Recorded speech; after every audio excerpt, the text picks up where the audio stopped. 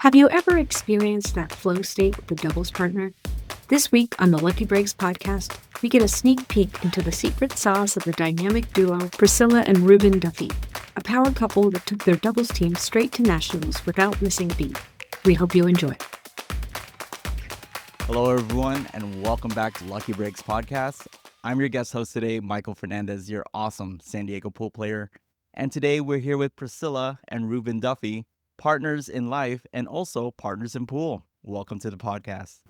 Thanks, Michael, for having us. Thank you. Yeah, of course. Thanks for being here. Before we get started about talking about partnerships in pool, why don't you guys give us a little bit of your origin story and how you started playing pool? Priscilla, we'll start with you.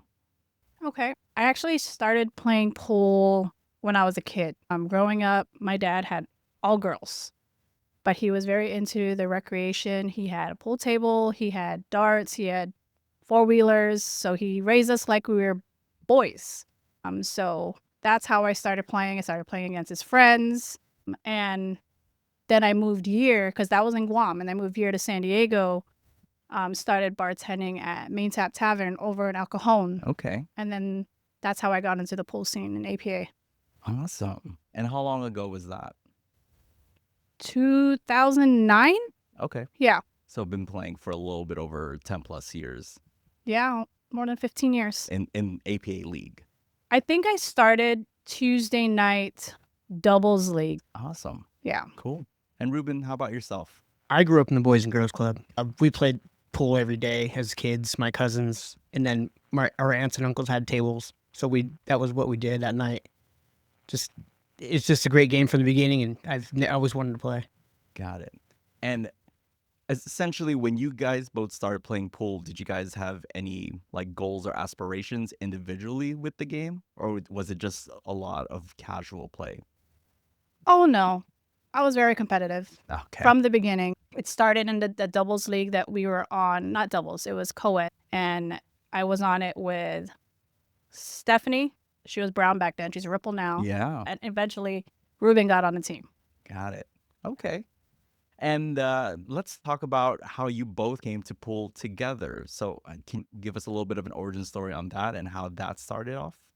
Do you remember? I honestly, I was roommates with Stephanie Brown's boyfriend at the time, and Okay. he just kind of introduced me to these guys, and he's like, "Hey, we play pool on these nights. Do you want to play?" And I went, "Yeah." And then they were all way better than me, so I was like, that was my goal. I was like, "Okay, I can't be the worst one here." Sure. So I just practiced to be better than. I wanted to be as good as everybody else. Got it.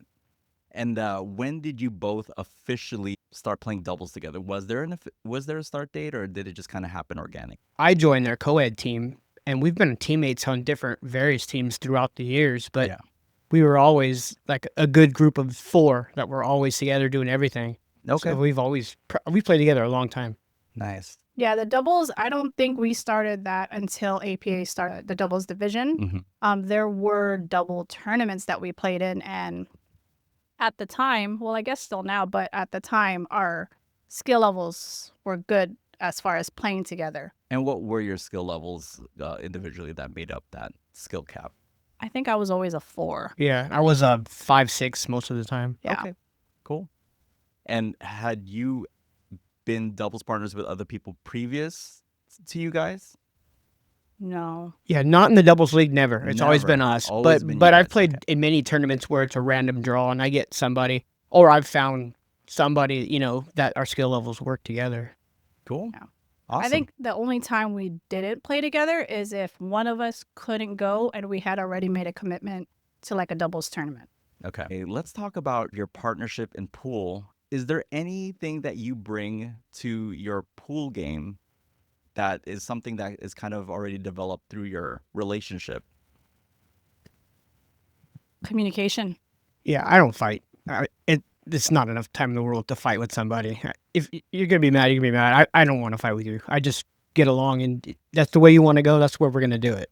Yeah. We both had previous marriages and stuff like that. And so we went into this knowing that that's not something we wanted, whether it's in our personal life or especially pool. It's not, as much as we love the sport, it's not worth bringing home with us. Yeah. I mean, she's right, and then I'll be wrong. Yeah. That's just that easy about it. I grew up with an ex-wife that all we did was fight, and that is not what I want to do with life. Yeah. It's just better now. And how does that naturally come together when you guys are playing pool? Is it just something that's already established, or do you guys just come in? Because I guess my question is, do you guys come in individually into the aspect of pool and playing doubles, or is there some kind of special dynamic or secret sauce that we don't know about? In the beginning, when we started playing, I told her, just make your ball. I'll figure it out. But it's not like that anymore. I know I can leave her a crappy bank. She's going to make it. Yeah. She bank anything. And she makes her balls and she always leaves me shape. I go for stuff that I probably shouldn't have, but she can bank out of it. So I'm not worried about it. And I think the same for her too. She makes everything and leaves me good. So it just works. Yeah. There are times where I'm like, I don't know if I shoot this, where I'm going to leave him, but I guess he'll have to just figure this shit out because I made my shot. Is it easier to kind of forgive your partner in that sense, considering you have an established relationship in those circumstances? Oh, yeah. Yeah. We don't get mad. When it comes to not leaving each other a shot, No. it is what it is. Pool's too much fun to fight. If you're Good fighting, point. you shouldn't be playing. It's such a fun game. There's no reason to get mad because you missed a shot. We want to win, of course, but we also want to have fun. Yeah. Do you have a recent example from like maybe a tournament you just played in regards to how you've incorporated kind of your partnership into your doubles that you can discuss? Something recent? I mean, the most recent doubles we did play was yours, the Yeah. one you held at the library. Yes.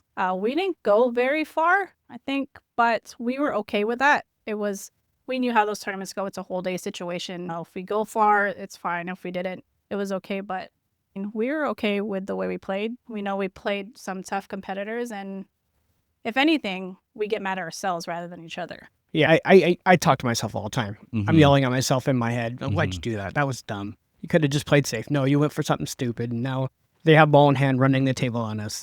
I was there, and I was very much impressed with how competitive you guys were at during your matches. And I wonder if there's a like specific difference between kind of a random partnership put together or kind of an established partnership that you guys already have that you bring to the table that's unique.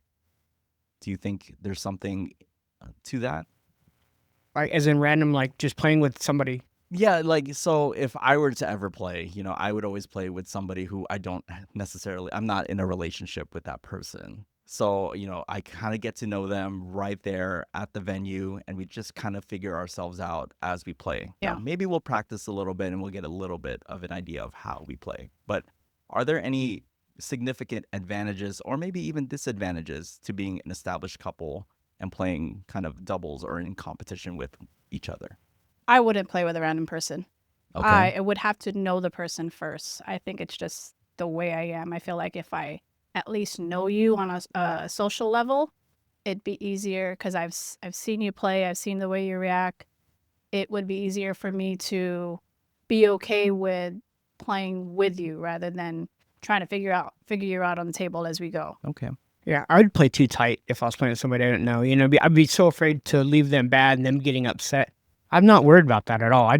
I shoot and she figures it out or she does the same.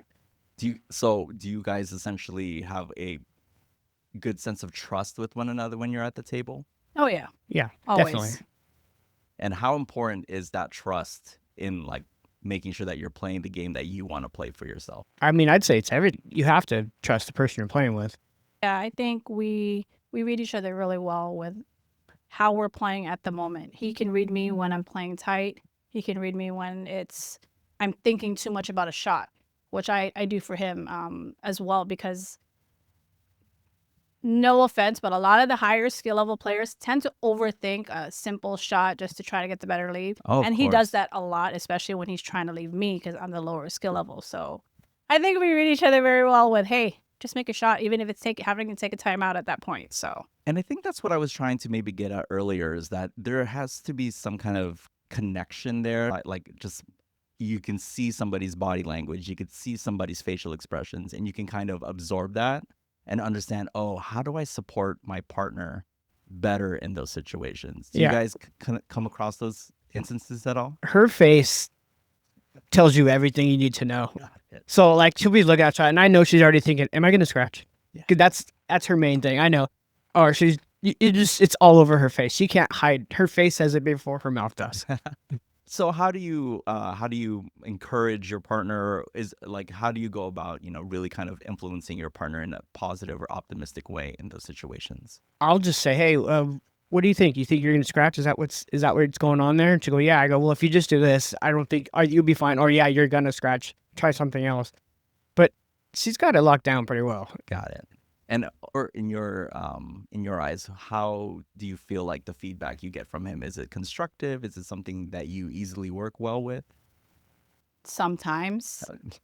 I know there are times where I'm like, I got this. I don't need your advice whatsoever. But at the same time, there were a lot of points to where he tells me something, I try, I'm like, huh.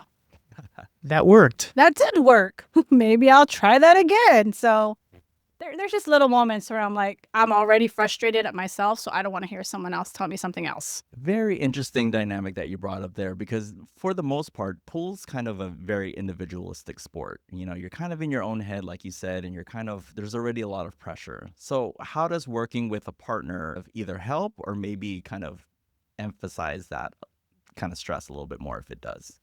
I think it helps a lot because I get in my own head a lot, and he can see that. So he can talk me down. You would think I know how to do that on my own, being a therapist and all, but I am my own worst patient when it comes to that, trying to talk myself down, trying to do these breathing techniques. But I think he is probably the only one that can talk me down as opposed to anyone else. Anyone else is like, I don't want to hear it. No, not gonna lie, that was really sweet. So what do you think when you hear something like that from her? Usually when she's timing me out, it's always a bank, so I know she's right, and I just go along with where she's pointing, and it works a lot.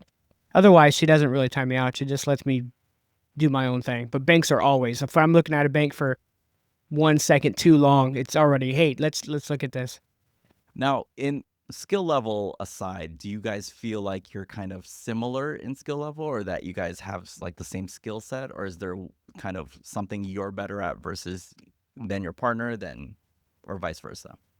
I think skill-wise, I thought he's a little bit more up there than I am. There are certain shots we are better at than the other. Like he said, I think my strength is more banks, and with him, it's more cuts. With cuts, it kind of scares me that because of how much I'm putting on the side of a ball, if it's going to scratch somewhere, I don't know where it's going to go, what I need to put on that cue ball to avoid that scratch. Whereas banks, I know where that cue ball and that other ball is going.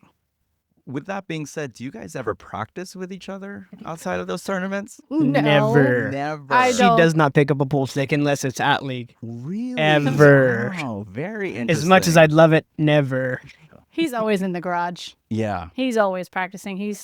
He'll mess up on a shot during a game or a match, and he'll be in the garage, like, trying to figure out where that messed up. I'll shoot it 4 different directions, 4 different ways, trying to figure out what I did. How should I have done it?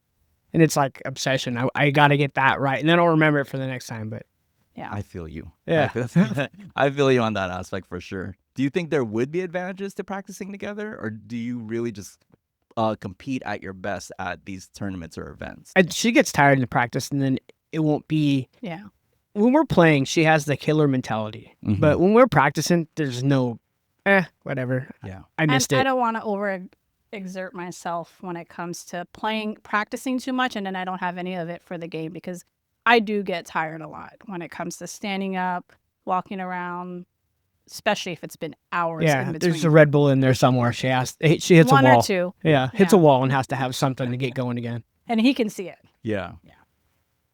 Before we move on from the tournament situation, I do want to ask one last thing regarding that. Do you have any advice for those competing in kind of these doubles formats and kind of what works best as partners? Just have fun. When you think about it too much as being a competition, that's where you get in your own head. As competitive as we are, because we are, our whole With family. everything. Yeah. Anything we do. We have fun with it more than anything. Got it. Yeah. And Reuben, how about you? Do you have any kind of advice that you would bring out to the world? I say play loose. Don't be upset if you miss. There's more games to play.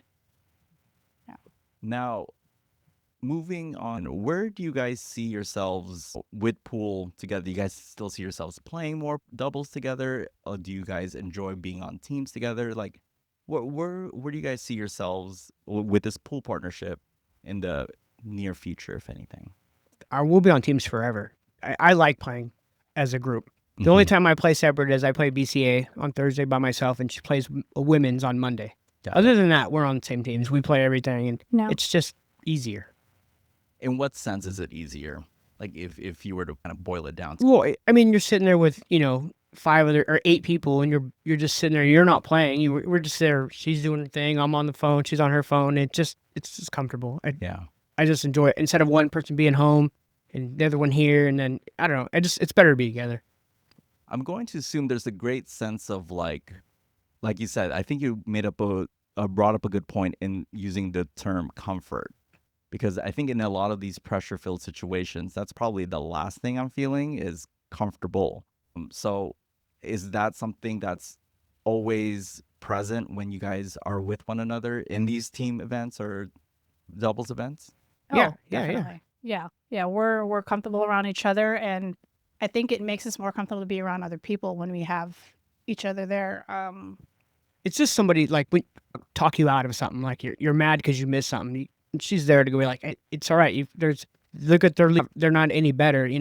Just talk you kind of off the ledge. Yeah. Do you guys really kind of after the match do like a post-mortem and kind of talk to each other and be like, oh my gosh, this is what happened, or this is what happened? Like, is there some kind of dynamic after the fact? Always.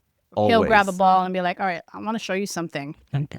Yeah. Let me show you that shot I was trying to tell you about. Yeah. Especially when she shoots it. After I timed her out, she shoots it and misses it and looks at me like, what was that? And then afterwards we're done, I go, look, this is what I wanted. And then she'll make it and go, oh, okay. So there have been instances where the timeouts just didn't work out. Yeah, of course. Yeah. Because, I mean, I say you got to hit it light, but light to me is different than light to her, Yeah. So I'm going to assume as well, too, there's not too much discussion of pool outside of league then.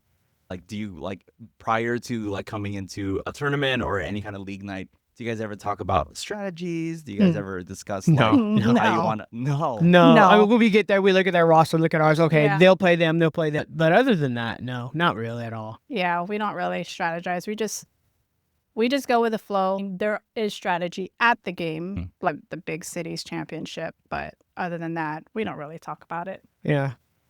And I think I've picked up the running theme, which is having fun, staying comfortable, being relaxed. If you were to kind of put a pinpoint on the success of your guys' partnership in pool, like just one kind of sentence or defining moment, what would you say? And Priscilla, I guess we'll start with you. I guess for me, it's more being able to trust each other. Trust each other as a couple and trust each other as our own sounding boards, especially when we're not just playing together, but leading a team as well. Just having that trust that we can collaborate and make the right call. Awesome. Yeah. How about you, Reuben? What is like the one core kind of item that you can say makes you guys unique or kind of brings like an elevated look to the game? I enjoy playing with her. I mean, we just flow. It's just an easy thing to do. It's really hard if me and you were playing together, I don't think we'd play well. Because I don't know how you shoot and everything with her. I just know what's going to happen, where we're going to be, how it's going to work. I always have her lag. She always breaks first. It just flows. I mean, that's just what we do. And speaking of going to kind of high-level tournaments, can you guys kind of also discuss any kind of high-level tournaments you guys have recently participated in or have participated in before?